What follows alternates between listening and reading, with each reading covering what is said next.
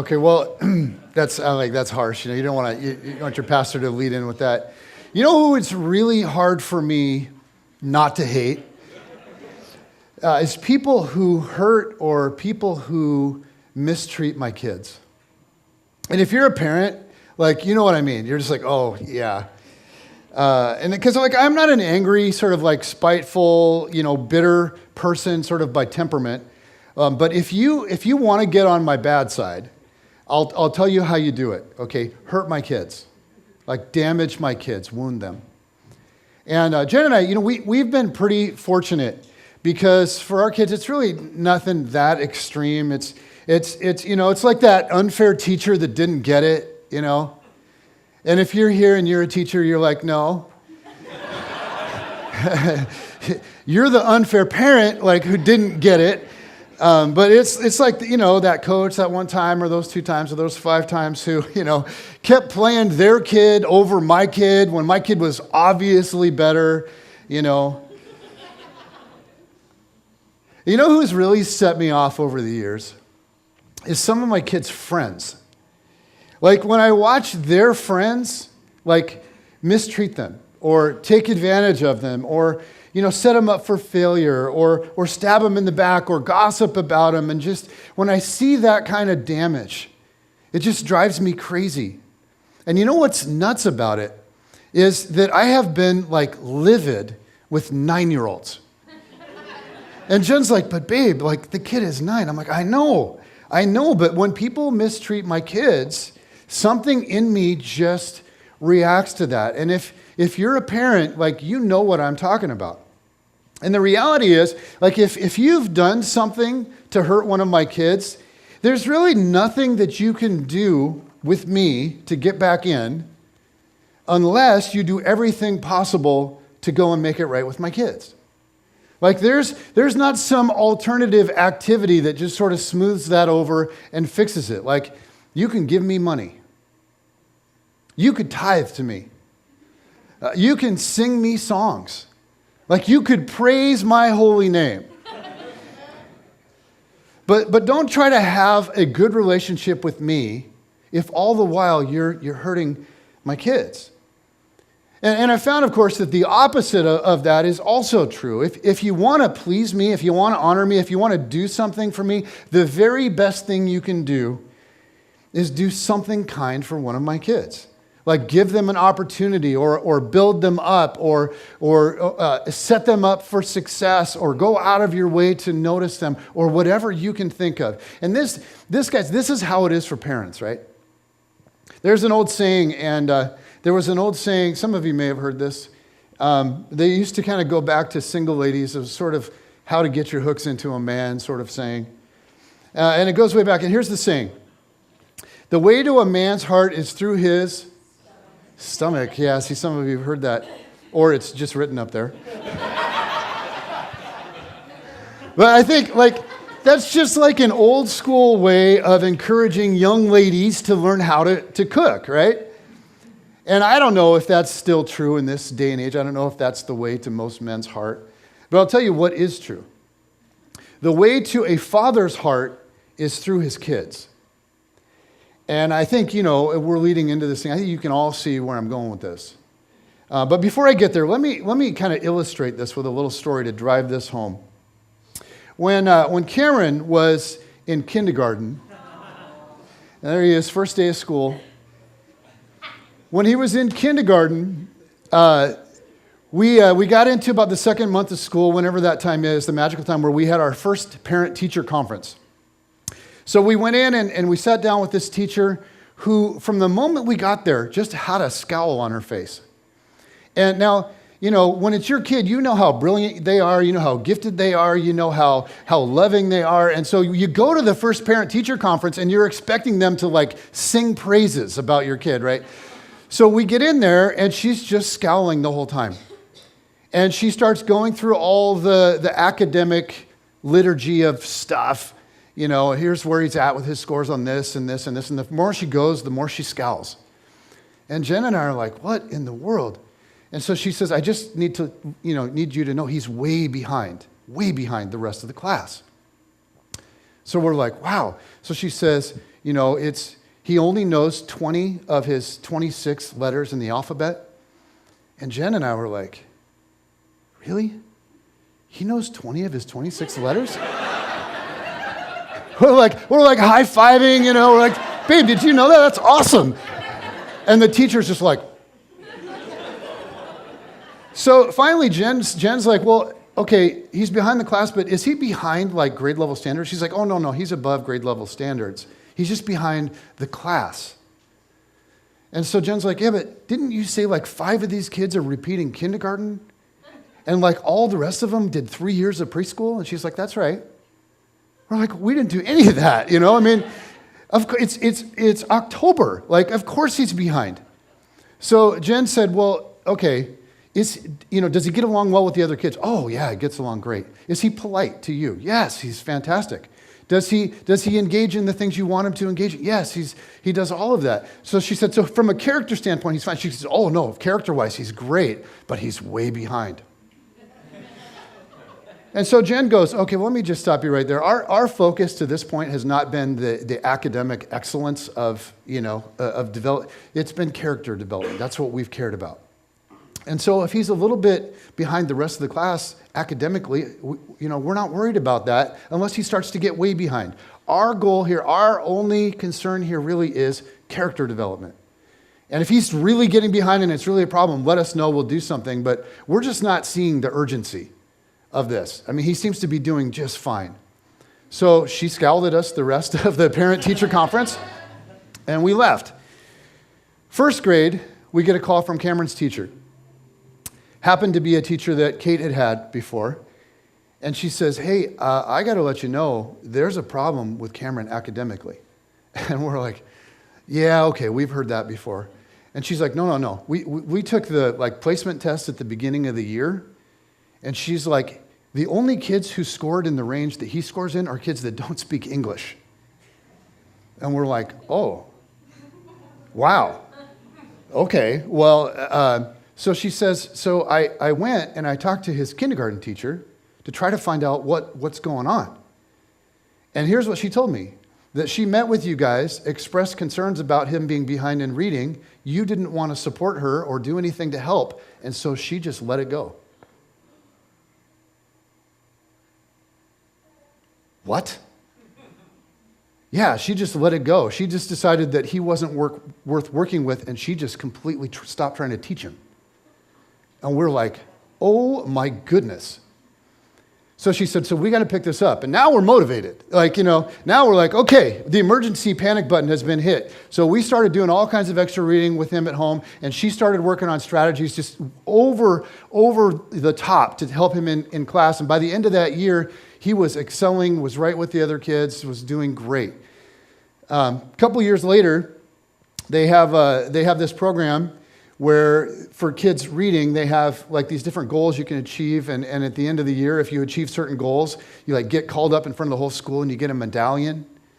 And Cameron was third, fourth grade. He's at the top of his class. He's getting called up in front of the school to get his medallion at the end of the year.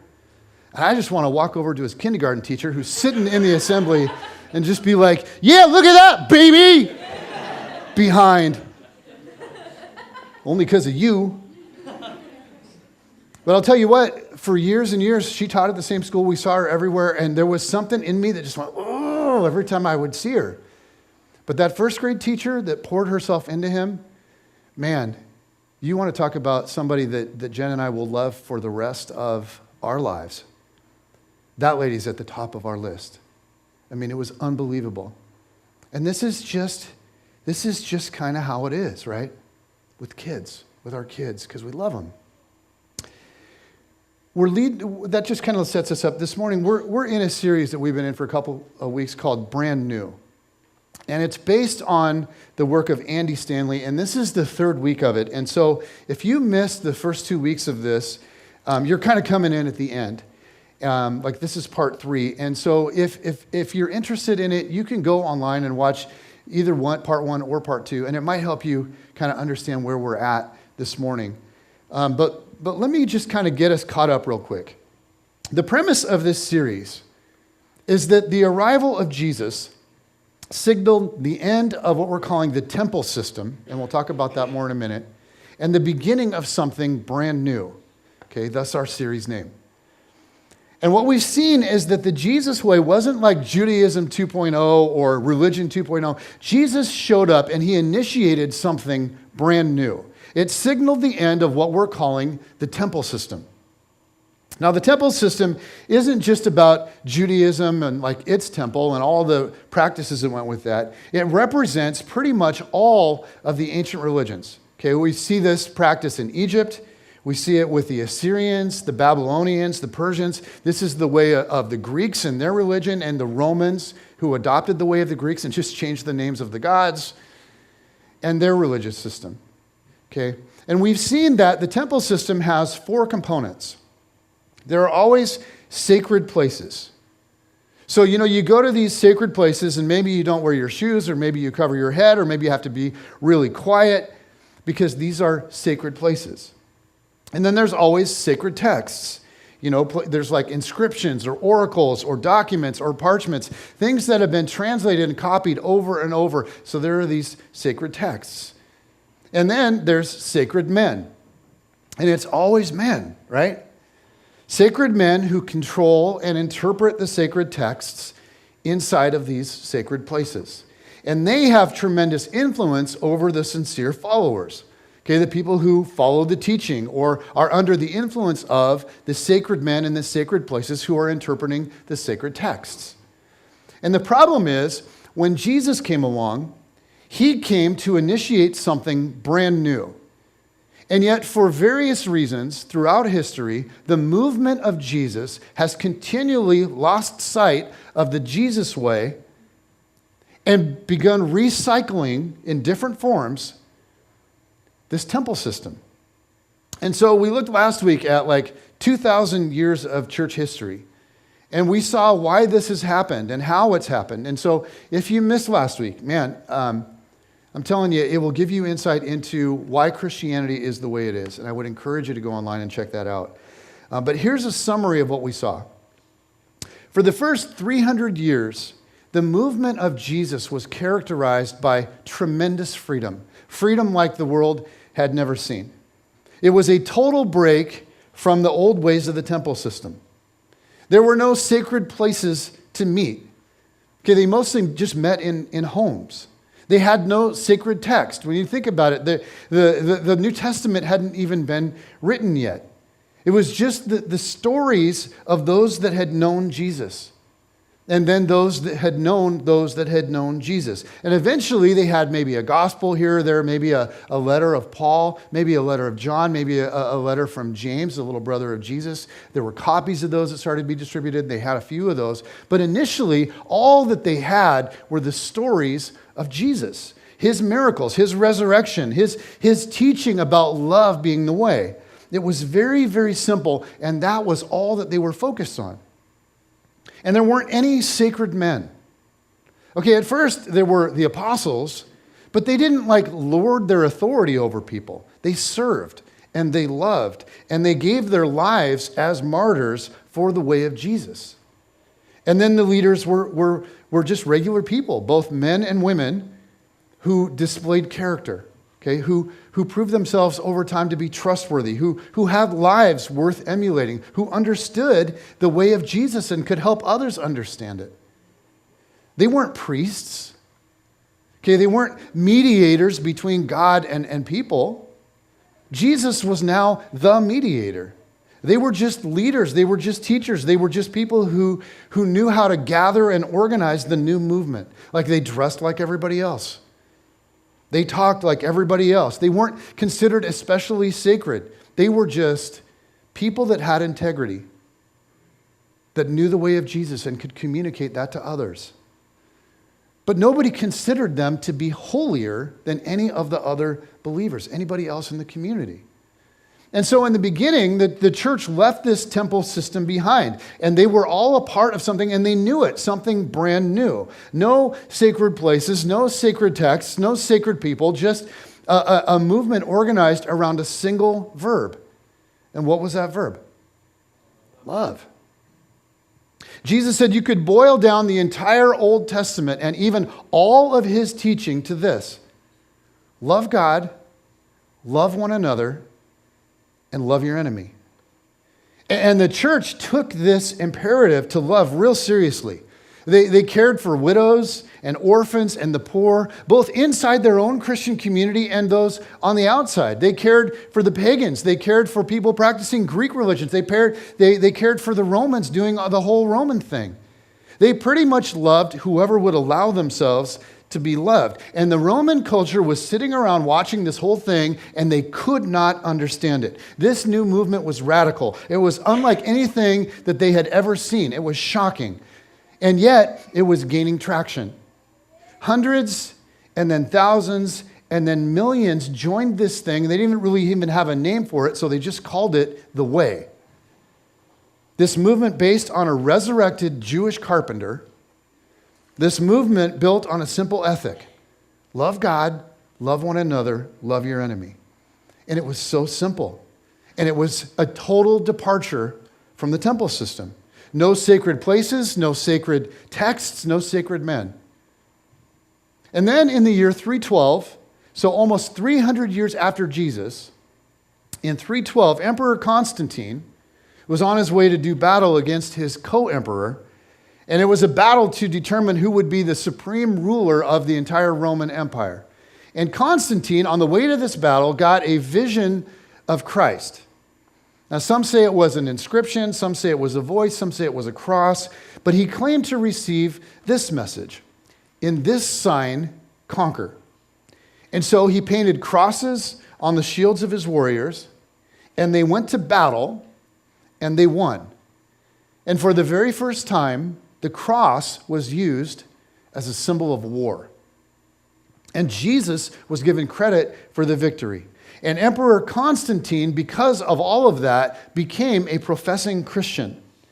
And all of this was the beginning of what's now called the Holy Roman Empire. Okay, a year later, Constantine legalized Christianity because it had been outlawed. And when he did so, he poured tons of money into the church. He elevated the status of the church leaders, okay? Bishops and archbishops and priests. And he built these massive churches, these cathedrals, like Roman cathedrals, and these temples all over the Roman Empire. And he became a collector of Christian relics. And he littered the cathedrals with these relics. And almost overnight, you see Christianity just do a complete 180. Because Christianity went from being a persecuted minority to being an empowered majority. And the problem was, and this was nobody's intent, this was nobody's grand plan, nobody set out to do this, but in that season, Christianity became like inseparable from empire. And the church leaders, under the direction of Constantine and then later the other Roman emperors, created their own version of the temple system with just like a little bit of Christianity sprinkled into it. And now there would be new sacred places, these massive cathedrals funded by the Roman emperors. And there'd be a whole new group of sacred men that were backed by the Roman emperors and given tremendous power. And soon they began to collect all of the Christian text, the writings, Paul's writings and all of the epistles and all of the gospels and all of that stuff. And they would bind it all together and they would chain it to the altar. And now these men, empowered by the Roman emperor, would control what was taught. And the Romans just took what they knew, right? Power, temples, religion, sacred places, sacred texts, sacred men. They took what they knew and they tried to somehow cram Christianity into it. And guys, for 1,700 years now, the church has struggled to let go of that.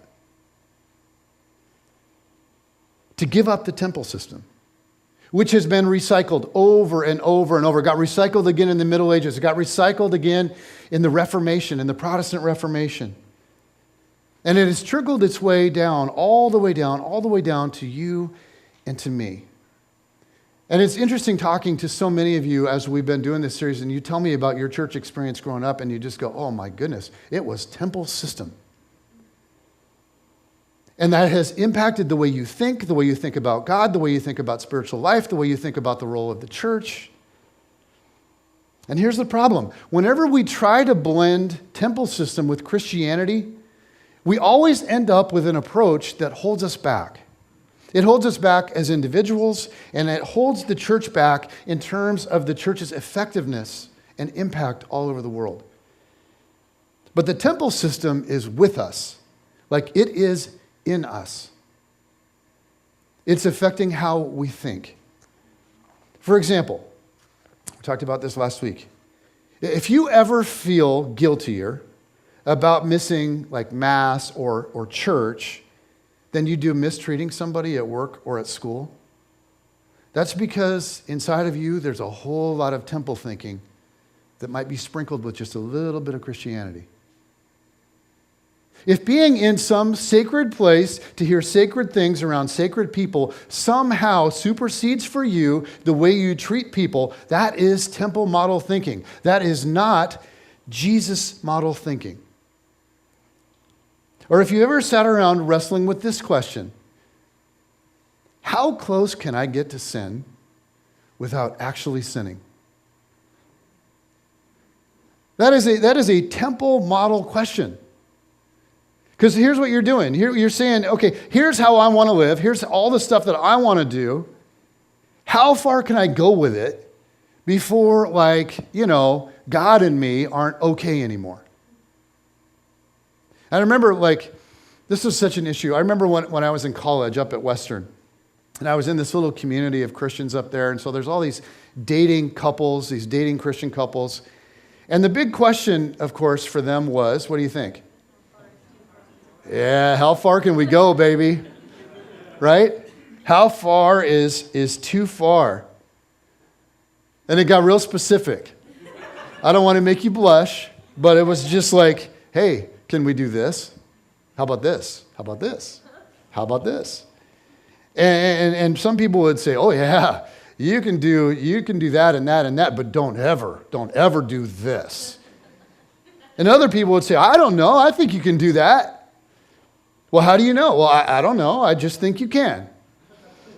And this was a hot topic. I mean, you get in a couples groups or, men's groups or women's groups, this is what's going on. How far can you go before it crosses over to become a sin? And the reality is this kind of question gets asked in all sorts of different life arenas, right? At some point or another. And here's the problem. It is a total temple thinking kind of question. I mean, Jesus did not say, think about Jesus and his teaching. Jesus did not say, here's how you follow me. Go through your life figuring out all of the sins that you would like to commit, and then get as close as you can to all those things without actually sinning. Spend your life doing that, and you will come alive spiritually. It'll be amazing. Now, go. It turns out that actually it was that kind of thinking that Jesus was trying to get rid of. God says, you think about this was the hot one in Jesus' day, because they would be betrothed. You didn't even meet your spouse until the wedding night, so that was a non-issue. You don't see a lot of that being discussed in Scripture. But this one gets discussed a lot. God says, it said in the Old Testament, one of the 10 Commandments, hey, once a week, let your body and your mind and your soul rest. And take what do we call that? A Sabbath. And that was it. That's the command. So God says, okay, take that and run with it. That was one of the big 10. And of course, everybody wanted to know, right? What constitutes work? How exactly do we rest and do we worship? And so the rabbis, right? These sacred men handling the sacred text came up with all of these rules and all of these regulations and all of these restrictions around it. And by the time of Jesus, it was absolutely absurd. And that's what temple thinking does. It takes a good idea, it takes a good concept, and it makes it absurd. Here's the heart of the whole how far can I go question. It's I'd really like to sin, but I don't want God to be mad at me. I don't want him to remove, this is really the heart of it, I don't want him to remove his blessing from my life. So where exactly is the line? Like, how close to sin can I get before God gets mad? And in that question, the goal isn't, how do I love God? The question isn't, how do I love people? The goal isn't, how do I live this Jesus life to its fullest? The goal is somehow trying to manipulate God's blessing. It turns out that the temple model is really you-centered. Like, at the heart of the temple model is a question. And it looks like, you look at this and it looks like a decent question initially, but it becomes a problem eventually. Here's the question. What must I do or believe to make things and keep things right between God and me? Because at the end of the day, my religion is all about me. See, temple model religion makes me ultimately concerned with a single thing. How do I make sure that God is okay with me? What do I need to do to make God happy? And how much of it do I need to do? Exactly. And it can seem like that, on the surface, can seem like it's God-centered, but it's not. It's really a question of manipulating God's blessing. What is the formula to make sure that I can secure God's blessing? And like, this can be the motivation of going to church, right? Like, God, I was at church. Did you see what I did for you? Never mind Friday night. Like, but did you see what I did Sunday? Like, I was there. And now, because I was there, here's what I'm hoping you would do for me. So, because like, I was at church, right? We're okay, right? So now, like, here's what I need from you. Or you hear people say this kind of stuff. Oh, they're like, oh man, I really need to get back in church. Well, who's that about? Oh yeah, I really need to get back into the Word. Well, again, who is that ultimately about? Man, I really need to get my life together. Man, I need to get my act together. I need to break this habit. And it's just like, me. God, would you help me? And it's temple thinking. And it's not Jesus thinking. And here's why. Temple thinking forgets along the way, just forgets about love. And instead, temple thinking always gravitates towards rules and rituals. Which means we ask the question, what exactly must I do to make things and keep things right between me and God? I don't want to do any more than that. I just want to do exactly what I need to. It's not really the worst question in the world. It's just not the way mature Christ followers think. Eventually, we need to move beyond this whole, what's in it for me? Like, how do I keep God happy? Because Christians believe, and just something to be reminded of, Christians believe, and Jesus taught, and the New Testament followers built their faith on the idea that once you put your faith in Christ, you are completely good with God, and God is completely good with you. Have you noticed that? Like, oh yeah, I remember that. So to then have that as the center of the whole deal and spend the rest of your Christian experience trying to get God's attention or make God notice you or earn God's favor or get God to be happy with you so that you'll be good with God and He'll be good with you and of course, more importantly, bless you. It's just total temple thinking. It's like it's never growing up. It's never really learning to embrace the Jesus way. See, temple thinking leads to loophole thinking. It leads to, as long as I take care of X, then like it's okay for me to do Y, thinking. Like as long as I go to church and I confess my sins, then like I can be a total jerk to the guy at work that I can't stand, right? Because God and I are good because I went to church. See, like I even gave a little bit, so we're like really good. Temple thinking leads to rituals, and rituals lead to escape clauses. And instead of simply living a life of love, eventually it produces hypocrites. And for some of you, you look at this and you go, that's exactly right. And that is why I can't stand Christians. Because you've met too many Christians along the way in your journey who talk a great talk. And they get all dressed up and they do their deal on Sunday and they go to sacred places with sacred people doing sacred things. And then you watch them during the week and somehow it doesn't bother them at all how they treat other people. And then they show up at church on Sunday and they want you to go to their church so you can become like them. And you're thinking like, well, like I treat people better than you do. Like, I don't think the whole church thing, to be honest with you, is making much of a difference in your life, man. And here's what happens. As long as you sprinkle temple thinking into your Jesus faith, you will always put a greater priority on beliefs or on rituals than you will on simply loving the people that are around you. And that's why the Jesus model is a total departure from the old way. It turns out that the Jesus model is centered on the you beside you. So, like, if you're a Democrat, it means that it centers on the you to the right of you.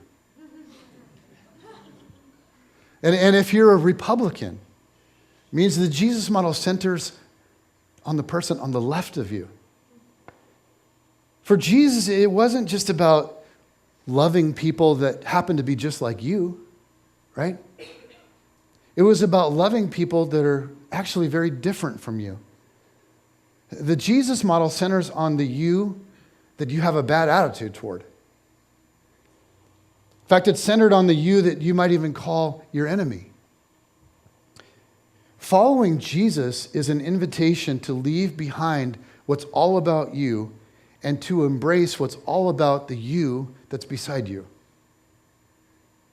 And if you look at the teachings of Jesus, if you look at the New Testament, like the writings of the earliest followers of Jesus, guys, this is what it was all about. It comes up over and over. This is what it was all about. And it was a complete departure from temple system thinking. Okay, no longer was it about sacred things in sacred places. You think about, for a second, about like what Jesus said in Matthew 25. And this is a very familiar passage to many of you. But let's look at this. In Matthew 25, Jesus paints a picture about what it is that really matters in fairly dramatic terms. Here's what he says. He says, when the Son of Man, talking about himself, when the Son of Man comes in his glory, and all the angels with him, he will sit on his glorious throne. All the nations will be gathered before him, and he will separate the people one from another as a shepherd separates the sheep from the goats. He will put the sheep on his right and the goats on his left. Then the king will say to those on his right, talking about himself, the king will say to those on his right, come, you who are blessed by my Father, take your inheritance, the kingdom prepared for you since the creation of the world.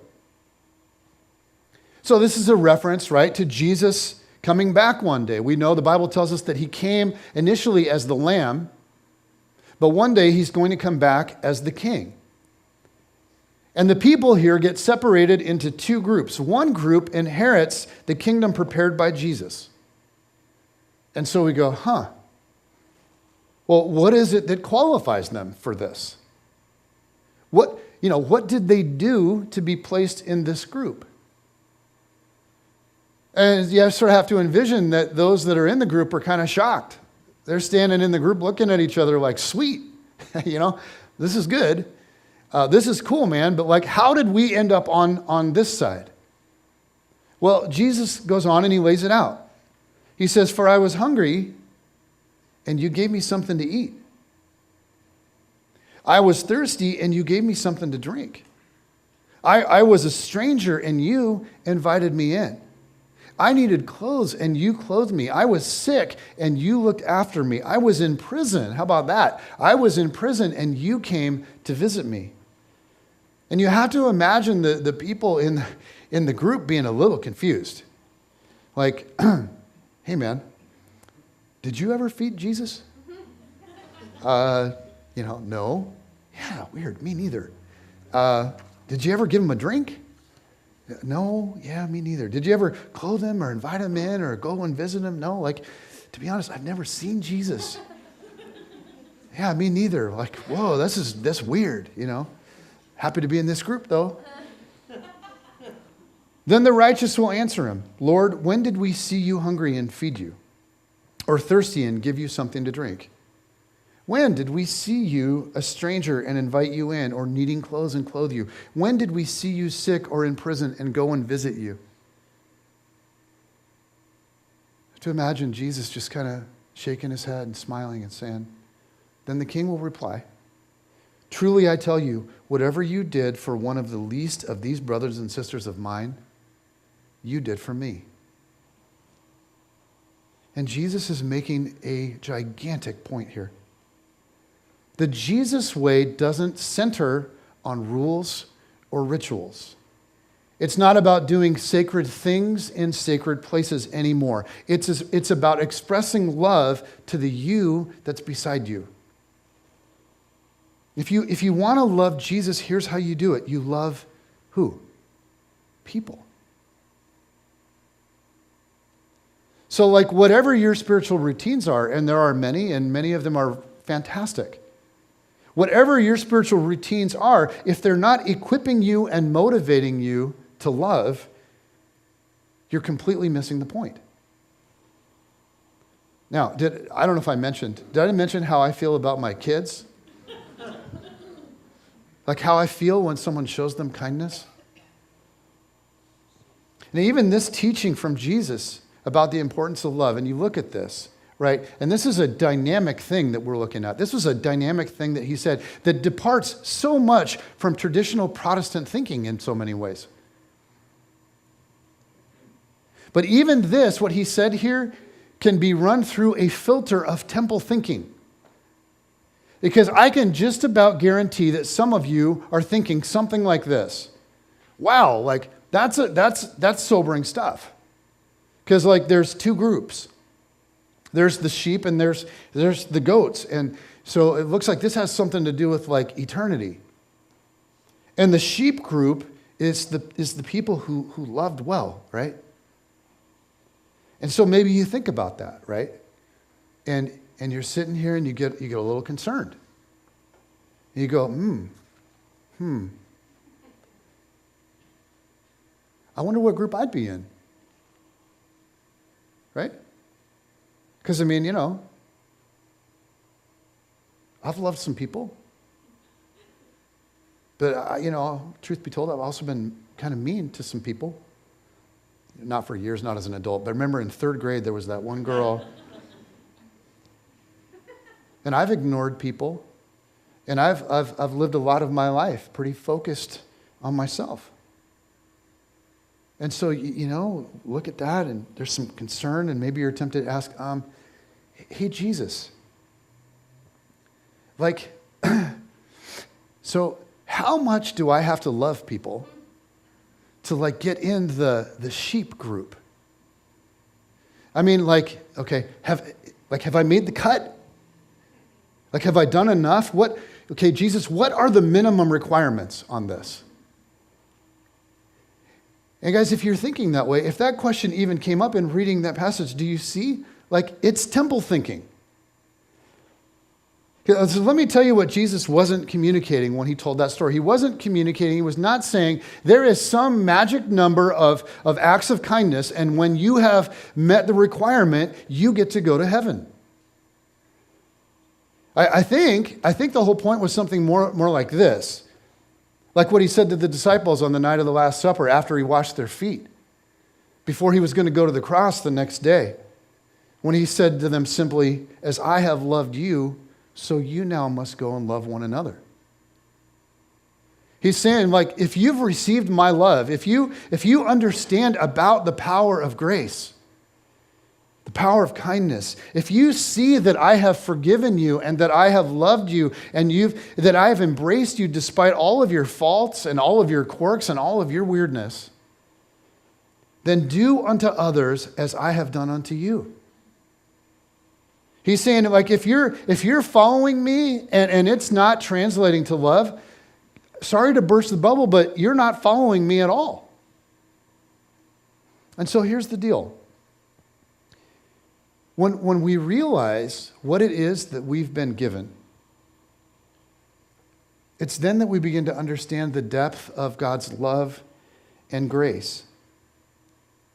And when we see that and we get it and we look at our own character and how flawed we are, how imperfect we are, how incapable we are of living the kind of life that God has called us to live, and He loves us over and over again, and He gives us grace over and over again, and He's so patient, and He works with us, and He's kind. When we see that,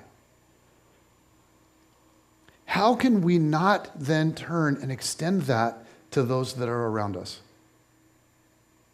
If it's real, if it's truly real in us, how can it not be extended to those around us? If we really understand Jesus, if we really understand the beauty of life with Him, if we really get it and see it, even in brief moments, the question can never become, hey, Jesus, what are the minimum requirements?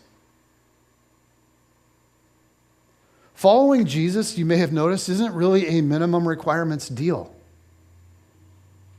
Following Jesus is an invitation to somehow learn to completely abandon ourselves for the sake of others. That's the deal. And when we see the beauty of that invitation, the question is not, what's the bare minimum? The question becomes, Jesus, how do I do more of this? How can my life be used to do as much of this as possible? And it doesn't flow out of fear that if I don't do enough, God won't love me. It never flows out of fear. It flows out of the experience of how much He already does. Like, do you see the difference? It's a subtle thing, but it changes everything. And guys, I'm just going to wrap up by saying, here's what I believe. I really believe that the way of Jesus is beautiful.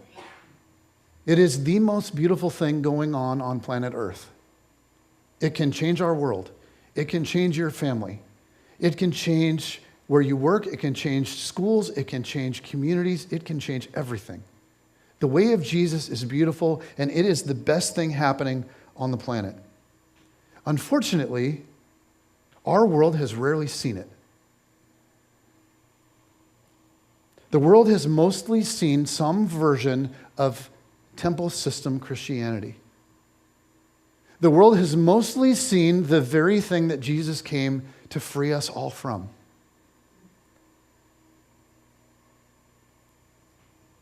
And not just like in community terms or in general public.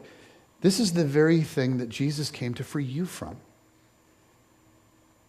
So as you learn to walk in the grace and in the love of Christ, it's my hope that for all of us, we learn to differentiate the Jesus way from the temple way.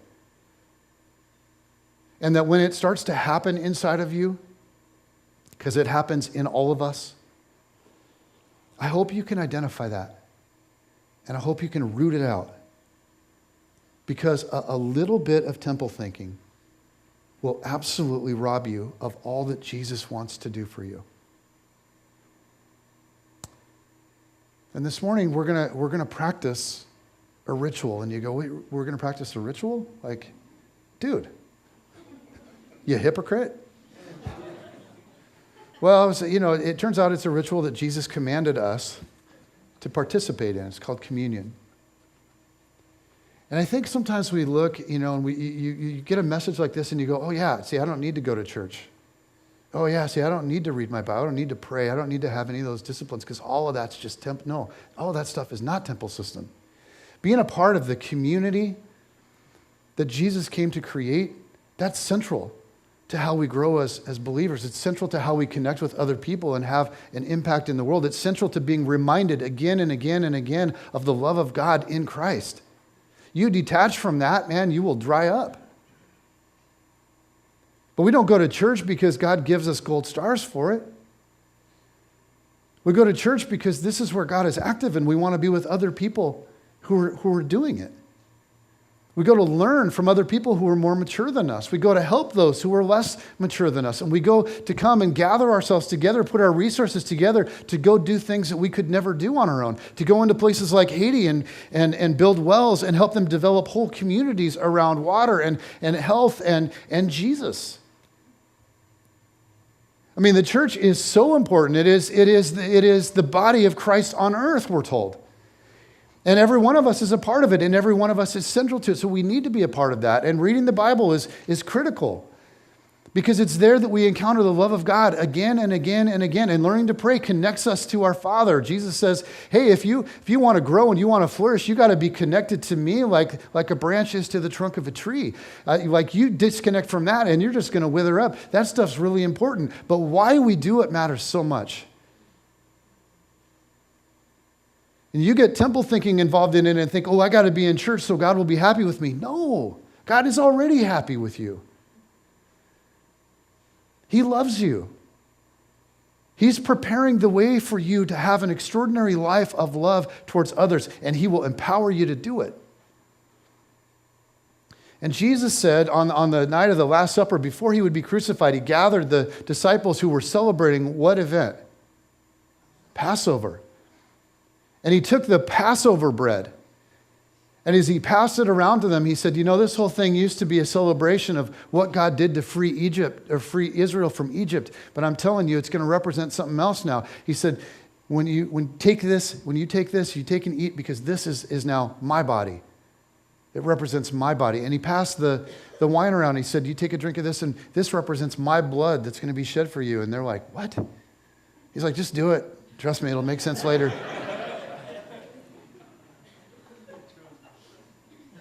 And later on it would, and they would realize this is a very, very big shift in the way that we've thought about spiritual life. And Jesus said, hey, whenever you do this, whenever you eat this bread, drink this cup, let it remind you of how much I've loved you and what I'm calling you to. And so this morning we're going to do that. Something that Christians have now done for 2,000 years. We come together in community and we remember who Jesus is and why that matters so much. And we're going to worship Him, which is such an important thing to do, isn't it? To humble ourselves and go, oh man, I am not God, but there is one who loves me in spite of all of my flaws and imperfections. And He sent His Son to die for me.